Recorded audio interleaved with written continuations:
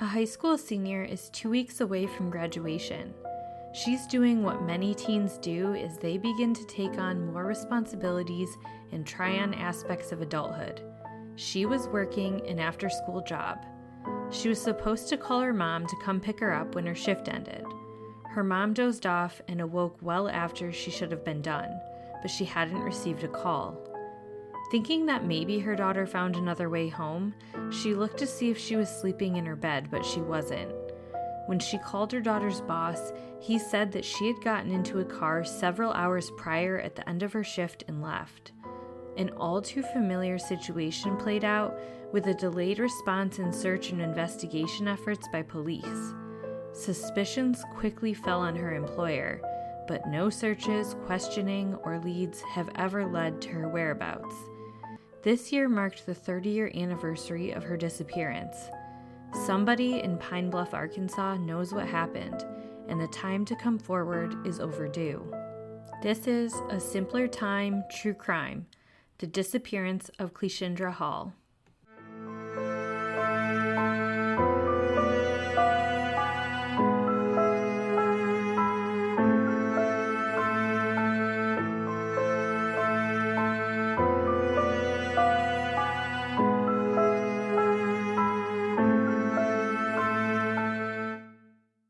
Cleashindra Denise Hall, known to everyone as Clea, was born on March 30th, 1976, to Laurel and Willie Hall. She was the only daughter of the pair. She had an older brother and 2 younger brothers. Clea was highly ambitious and intelligent, and life in May of 1994 was blossoming for her. She had just turned 18 years old a little over a month before her disappearance and had just attended her senior prom. She was 2 weeks out from graduating from Watson Chapel High School, where she would be honored as valedictorian. That summer, she was set to start an internship at a Boston pediatrician's office, and she had been accepted into the pre-med program at Tennessee State University. You might have put this together at this point, but Clea wanted to be a pediatrician. In fact, she loved children. In an interview on Real Talk with Tamara, her mother, Laurel, said that she was always playing with someone's kid or babysitting someone's kids. She was very involved in her church, too, and helped out in the church nursery. Her mom said she also loved to read, and like most teens, she liked to talk on the phone. Clea lived in the Watson Chapel neighborhood of Pine Bluff, Arkansas. The area is located at the fork of U.S. Route 79 and Highway 54, directly southwest of downtown Pine Bluff. Pine Bluff is the 10th largest city in Arkansas and the county seat for Jefferson County. It's 45 miles southeast of Little Rock and considered part of the greater metropolitan region of Little Rock. Pine Bluff has a population of about 40,000 people and boasts a lot of things to do. There's a railroad museum, which has an emphasis on the St. Louis Southwestern Railway. Downtown also has a whole section of Instagram-worthy historical art murals. Pine Bluff is also the site of the Southeast Arkansas District Fair and Championship Rodeo. But beneath the history and art cultural offerings, there's a dark underbelly of crime. Its violent crime rates land it in all sorts of lists, and not the good kind. In 2022, there were 644 instances of violent crime, including 17 murders, making the total crime index 190% higher than the national average of comparable cities, and the violent crime index 340% higher than the national average. These safety concerns are not new, but it's worth mentioning that Clea had very supportive and protective parents. In fact, Clea's mom would always drive her to and from her place of employment. Her dad also vetted out information about her place of employment before she started working there. See, Clea didn't work a typical teen job like fast food or retail. She worked as a clerical assistant to Dr. Larry Amos, a psychiatrist and businessman who ran a nonprofit called Arkansas Federal Childcare Nutritional Services, Inc. Yeah, that's a mouthful. But essentially, it was a charitable organization that provided food resources to in-home daycare centers. Clea was introduced to the job in her junior year of high school. A friend from school named Erica and her sister Esther had heard that Clea was looking for a job. Some sources state that they were planning on leaving their job and helping their boss find a replacement, and some say that they had already left the position. Either way, they gave Clea the scoop about the job and she was interested. Willie asked around to see about the reputation of Dr. Amos, and nobody seemed to know much about him. Erica and Esther knew him through their church. Their mother was a daycare provider who had a partnership with Amos's nonprofit. With little information to go on, Willie and his wife just assumed he stayed under the radar and that no news about him was probably good news. As long as working for Dr. Amos did not cause her to miss school, church, or get behind on her obligations to both of those things, they were fine with her picking up a few hours a week in his office. Just a quick note, to this day, nobody in Clea's family has ever seen the inside of Dr. Larry Amos's home, where Clea's office was located, but I'll visit that more in a bit.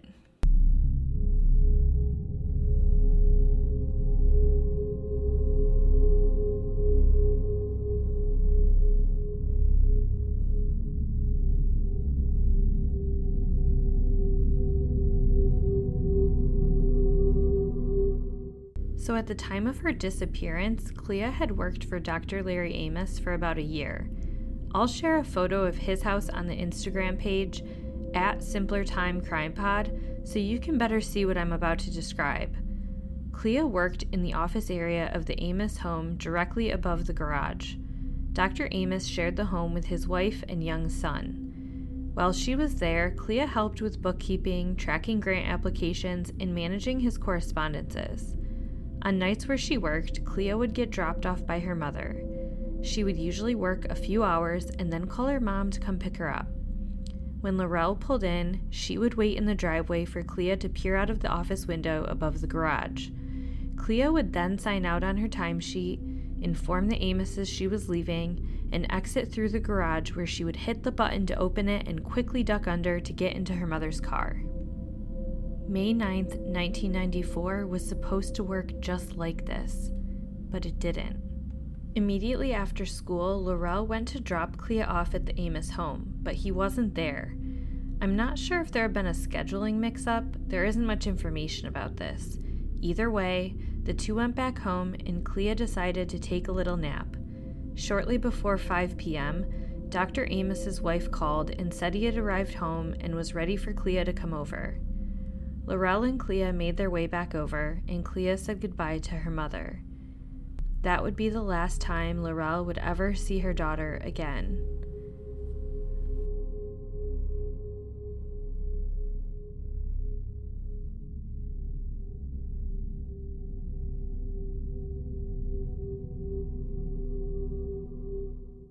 Around 8 p.m., Clea would call home. There's some discrepancy in sources as to whether Clea spoke to her mom or to her brother, but the call was to check in and see if anyone had called for her. In a third article, Laurel stated that her and her son both pick up the phone at the same time, which I can relate to because I remember my sisters and I doing that a lot. Cell phones were still new and rare in 1994, and with how expensive they were, teens almost never had them. Instead, friends would call each other on landlines and leave messages with someone or on an answering machine. When Clea heard that nobody had called for her, she said she'd call back a second time when she was ready to be picked up and got off the phone. But that second call would never come. Right after dropping Clea off, Laurel had gone to a school sporting event with her sons. When they got home, they'd just been having a relaxing evening, and Laurel was reading while Willie was at work. Just like what always happens to me when I'm reading in bed, Laurel dozed off. At around midnight, Willie returned home from work. He had an evening routine of peeking in at all of his children before going to bed, which is just precious in my opinion. But on this night, he noticed Clea wasn't in bed or in the house. He woke Laurel up and asked if Clea was still at work while she was orienting herself, having accidentally fallen asleep. When they both realized Clea wasn't home and hadn't made a second phone call, Laurel quickly phoned the office number of Dr. Larry Amos. Curiously, in the wee hours of the morning, Dr. Larry Amos picked up on the first ring. He said Clea wasn't there and had left hours ago. He kept Laurel on hold while he checked the timesheets and said that she left at her usual time of 8:30 p.m. Laurel asked who Clea left with since she was supposed to be her ride home and had just spoken to her at 8 p.m. Dr. Larry Amos said he didn't know. This would not be a story that Dr. Amos stuck with for long, but at this point, Laurel didn't have any reason not to believe him. Even though it was out of character for Clea, Laurel assumed that she was just pushing limits and testing out her independence, being so close to graduating and entering adulthood. Laurel waited up for Clea, but Clea never came home, leaving Laurel and her family to begin to feel very worried. She asked her son to be on the lookout for Clea at school the next morning, as they had first period band practice together. Laurel thought that it was possible that Clea had stayed out all night but still went to school the next morning. At least, she was holding out hope for this. But Clea was not there, confirmed by her brother on the phone, with a call home to Laurel from the principal's office. At this point, the feeling in the pit of her stomach was overwhelming. So late that morning, on Tuesday, May 10th, Laurel Hall phoned the Pine Bluff Police Department.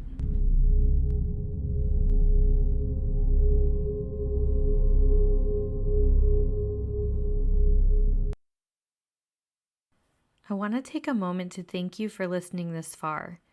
I research, write, record, edit, and promote this podcast as a one-woman show in addition to my full-time job. I got the idea to do this podcast because I grew up in the 90s, and I found that now that I have children and my friends do, we talk through this nostalgic purview about how everything was better and our kids are missing out not growing up in the times that we did. But what's missing from that conversation is that things weren't simpler for everybody back then, and I felt that people who had suffered the greatest were being left out of the conversation. These stories deserve to be told, and I specifically want to pick unsolved crimes to highlight them in hopes that the conversations spark answers. You can follow this show on the newly formed Facebook page, A Simpler Time Crime Podcast, or follow us on Instagram at Simpler Time Crime Pod.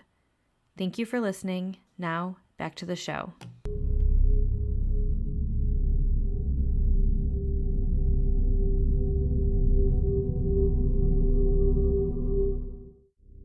You'll recall Clea had just barely turned 18 and was still a student, but the police said that she was still an adult and thus they could not report her missing until 24 hours had passed. That meant Laurel and Willie couldn't file a missing persons report until 5 p.m. that evening, since Clea had been last seen getting dropped off at work at 5 p.m. Monday. Technicalities and paperwork policies delayed the search even though there was clearly something off. Clea's family was trying to tell police that Clea had no ID on her, no money on her, none of her other personal belongings, and no vehicle. They reiterated that Clea was responsible, had much to look forward to, and had no known major anxiety or grief points in her life. She also had no history of running away. Even after the missing persons report was filed, the police and media efforts were slow. It's important to acknowledge the coverage, reporting, and investigative disparities when comparing a Black missing persons case to a white missing persons case. While at least society is talking about this now and trying to bridge the gap, there is still a long way to go, and it was even worse in 1994. Police did not take Clea's parents at their word about their daughter's habits and really didn't kick up their investigation until they spoke to her and learned about her honors habits and valedictorian status and reliability and extracurriculars, which also, you shouldn't have to check these boxes to deserve a police response. Everyone deserves to be free of violence and lead a safe life with a society that cares about them. But I digress. In line with this lackluster response, police did not do a search of Dr. Amos's property for 2 weeks. Once they did, they shared that they found no evidence of blood, a crime taking place, or a struggle. Yeah, probably because you waited 2 weeks. I doubt if Dr. Amos committed a homicide, he's just chilling in the chaotic aftermath, waiting for CSI to show up. In an interview with CNN, Laurel says, quote, "I don't understand why police couldn't search the home immediately to make sure there was no sign of a struggle there. Maybe they would have found her press-on nails or her hair extensions there. Who knows?" End quote. Much of what investigation occurred related to Clea's case has not been released to the public, and because this is still an open investigation, I can understand not wanting to release anything that would jeopardize it. For example, I don't know if they ever questioned Dr. Amos's wife in depth and without her husband present. I assume they at least tried, but that's never been released. There's actually one of about a million questions I encountered while researching this case, so rather than focus on the questions too much, I'll do my best to present what things we do know. Because a lot of speculation exists in this case, if I do choose to share something like that, I'll be sure to be clear that that's what it is. We do know that Dr. Larry Amos was questioned, and we know that he has told 3 different versions of events. The first is the one I already talked about, that Clea left, but that she didn't share she was leaving, and he didn't see who she left with. He just heard the door close, and he had seen her peek out the window a couple of times before. Dr. Amos did say this was odd because her usual routine was to let he and his wife know. The second is that Clea left at her normal time, but that she got into a vehicle, and he didn't see who that vehicle was driven by. The third isn't even close to the other 2. The third says that his wife gave Clea a peach soda and that she left. They had offered her some popcorn, but she was content with just the soda and decided to hit the road, presumably to walk home. But either way, he wanted to be crystal clear that Clea exited his residence and was alive and well when she did. After Clea was reported missing, Dr. Larry Amos took an abrupt business trip to Dallas and returned that weekend, so police were delayed in talking to him. Amos said to detectives, quote, "With the rumor by the fact that I caught a plane to go where I was scheduled to go anyways, folks got it that I got rid of her and left town," end quote. Dr. Amos initially agreed to be interviewed by investigators, but he stopped cooperating shortly thereafter and refused a polygraph test. But this wasn't the end of the behavior by Dr. Amos that raised eyebrows. For starters, neighbors reported that Dr. Amos always kept his car in the driveway and his wife's in the garage. After Clea's disappearance, he began parking his car in the garage and his wife's, Patricia's, in the driveway. Any guesses as to why he did this are just that, guesses. But could he be concerned about what someone might find if they investigated in there? What was his reasoning for suddenly wanting to safeguard any access to his vehicle? Next came the missing posters. The community in Pine Bluff was trying everything they could to get the word out there. Missing posters were created and posted all over the city, on telephone poles and shop windows alongside pink bows.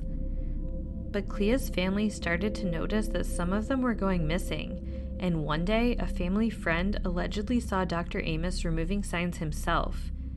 It also was alleged that Dr. Amos was paying the neighbor's son and his friend to remove signs too. The question is why?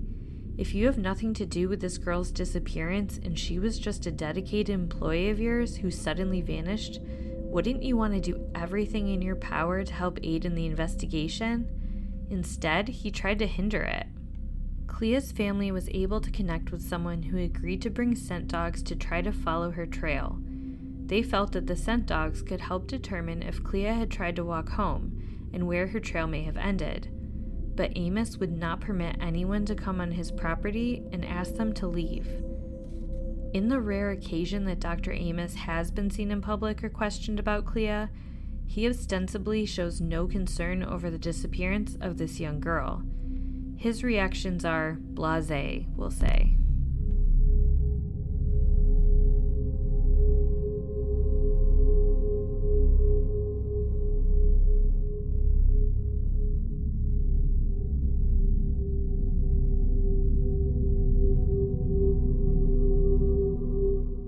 I to take a moment to think about all the ways in which this likely would have had a different investigative outcome if Cleashindra was working for Amos in 2024.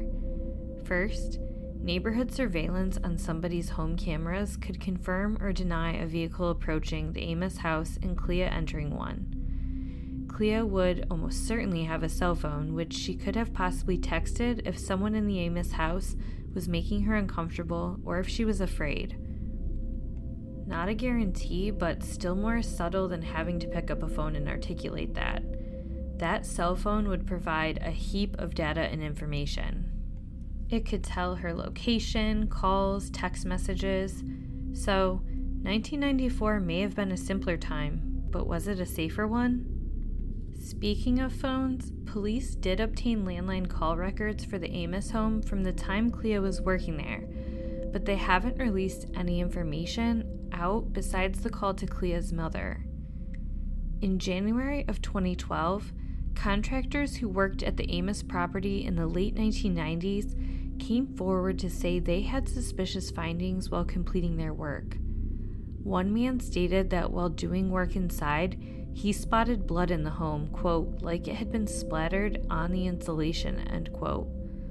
A secondary man who was hired to fill a hole in the Amos's backyard alleged that when the wind would blow, he would smell an odor unlike anything he's ever smelled before.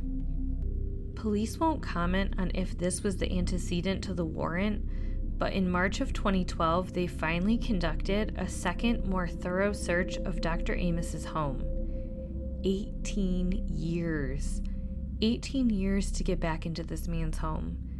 I understand detectives have to follow protocol.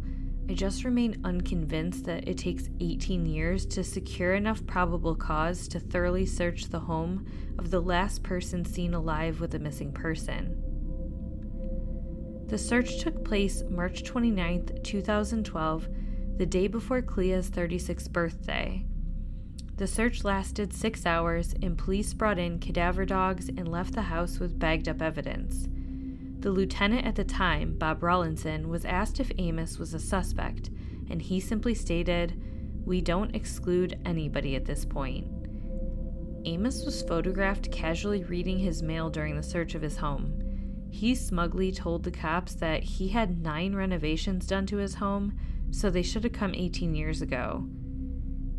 There were several delays in testing evidence and miscommunication around it, but in September of 2015, the state crime lab reported that there was no blood found on any of the new items tested from Clea's case.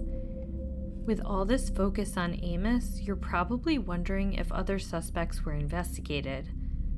Clea didn't have a boyfriend at the time, but she did have a boy from church who she was pretty fond of.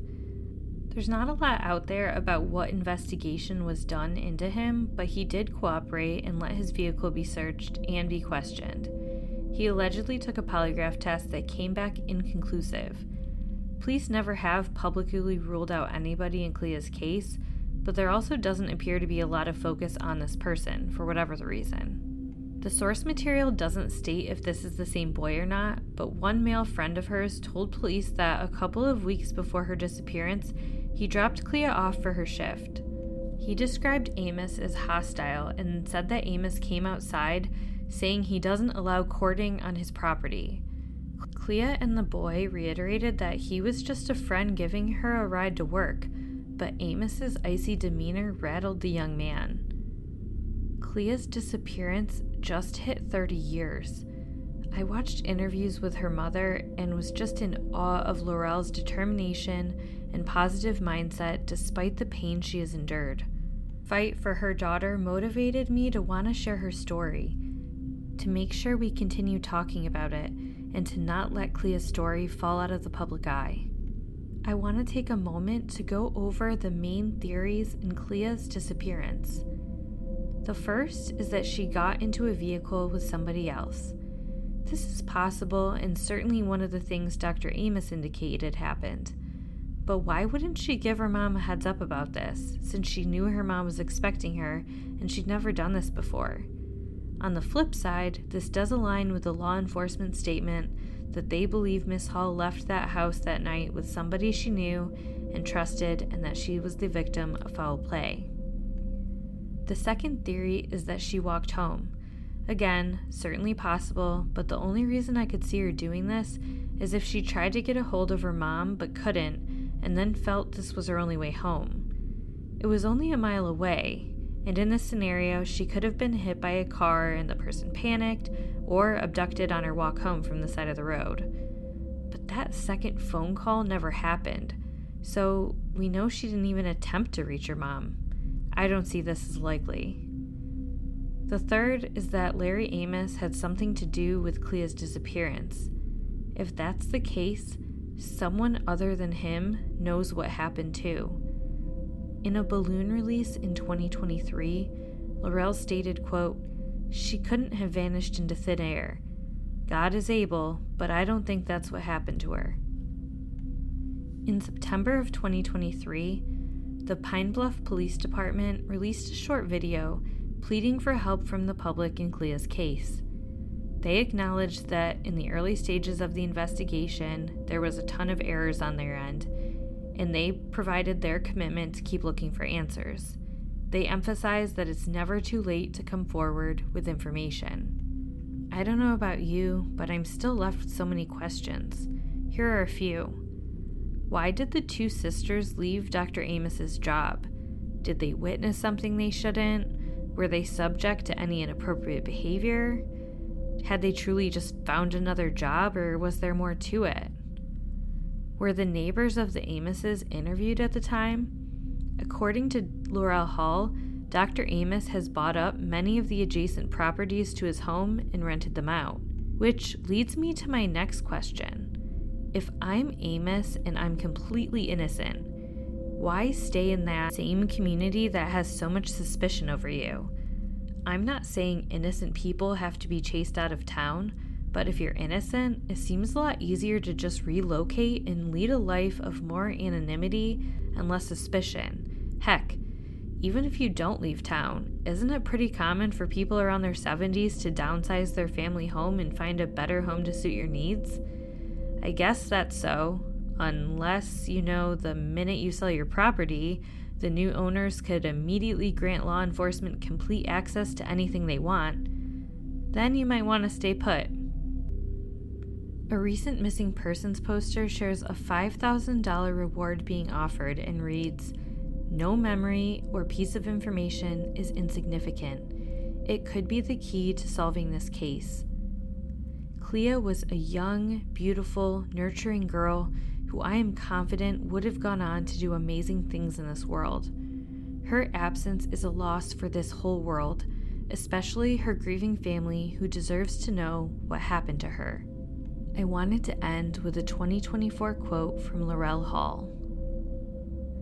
"My daughter is just an average person who had a family, who had goals, who had dreams. For her to be missing longer than she was actually in our presence is hard to imagine. Our hope is that she is alive and someone out there knows where she is. And if by chance she is not, we want to know that too so we can have some closure. I just pray God would convict your conscience and you would come forward with the information." If you have any information on the disappearance of Cleashindra Hall, I hope Laurel's words inspire you to do the right thing. You can contact the Pine Bluff Police Department at 870-543-5112.